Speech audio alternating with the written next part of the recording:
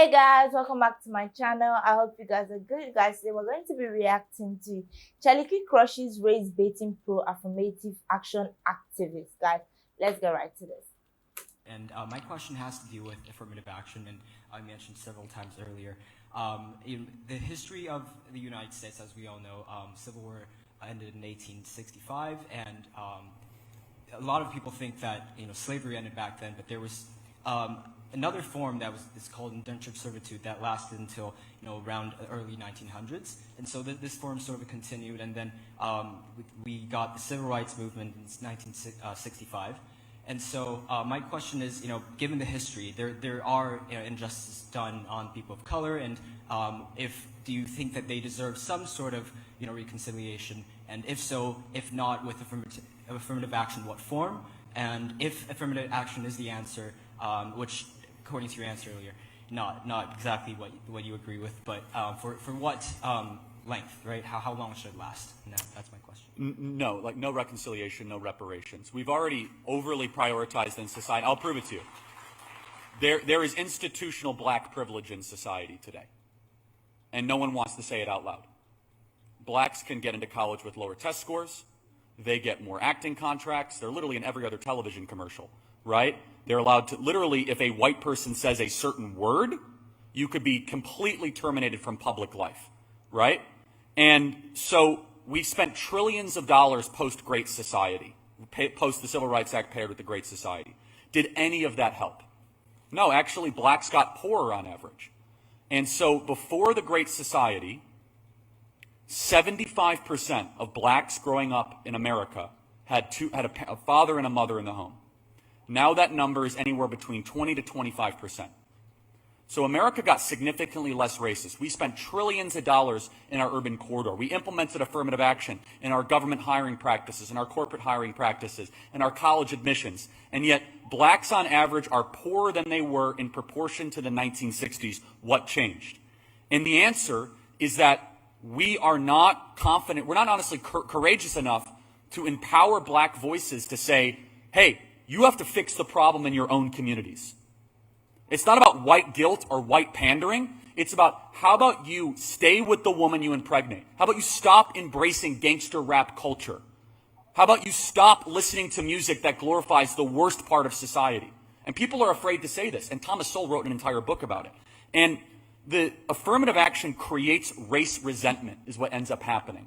And while I acknowledge that, yes, of course there were laws that were unjust in the past, we've already lived under the biggest reparations program in the history of modern society, and it's been an abysmal failure. You want to know what true liberation would look like? Black America taking responsibility for their actions and doing the 3 to 4 things that are necessary to succeed in America. Getting married before you have kids, graduating from high school, get a job, any job, and not committing crimes. This is what drives me nuts about the looting stuff, is that people say, well, it's just a matter of, it's a matter of survival. How about you stop acting like a criminal? How about you stop stealing stuff and we justify it? And the more that we do that, the more we are building a baseline of an acceptance. And here's the thing, just so we're clear. Blacks make up about 12% of the American population, more specifically black men, 6% of the American population. They're responsible for 60% of the murders. That's a thought crime. You have 6% of the American population doing 60% of the murdering. And yet white people are the problem? No. It's black privilege, and I'm not afraid to talk about it. Thank you. Appreciate it. Follow-up? Do you want to follow up? Sorry, you want to follow up? I Yeah. have a short follow-up. Yeah. So thank you for your response, and that was great insight. And it sounds like you're personally affected to an extent through the effects that you talked about, but through the black communities. And since we are affected, and you as well, do you think we have some sort of responsibility to sort of fix the problems on, instead of just giving our opinion, actually doing to an amount of what we can do? And if so, what would that look like? Yeah, it's a great question. So here's what's amazing, is despite the fact that Asians have harder job getting into college, harder job getting high, Asians are like the wealthiest group in America by far, despite all the things that are thrown. And you might ask the question, why? Well, it's because Asian Americans stay loyally married far more than any other ethnic group. They prioritize education, and I don't want to overly generalize, but Asian moms don't put up with their kids committing crimes. Am I right? Right? A bunch of Asians looting, that dog does not hunt in the Korean American community or the Chinese American community. So, yeah, there's like strong social fabric and cultural fabric that say it's not acceptable to engage in this sort of behavior. So, no, I don't think we should ask for any special treatment. I think this, what is the goal? The goal is to do our best to try to create a society that values meritocracy and values work ethic and things you can change, not things you can't change. Thank you, man. God bless you. Thank you.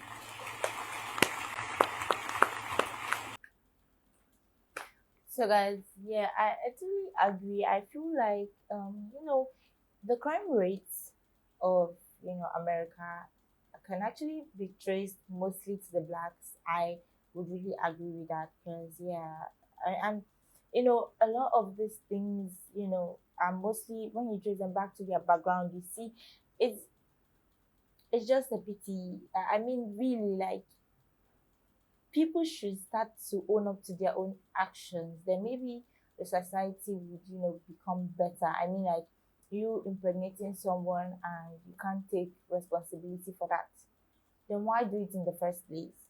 So she becomes a single mom and you're not in the life of that child, and that child grows up without a father in the home and becomes free to fill up the space you left him in his heart with anything at all. Then maybe he goes into drugs or shoplifting, and little by little, this is how crime grows and increases in the society, and it's really really bad. So I feel like if a lot of people can start owning up to their actions, maybe the society would be a much greater place to live in, or even a more peaceful place to live in.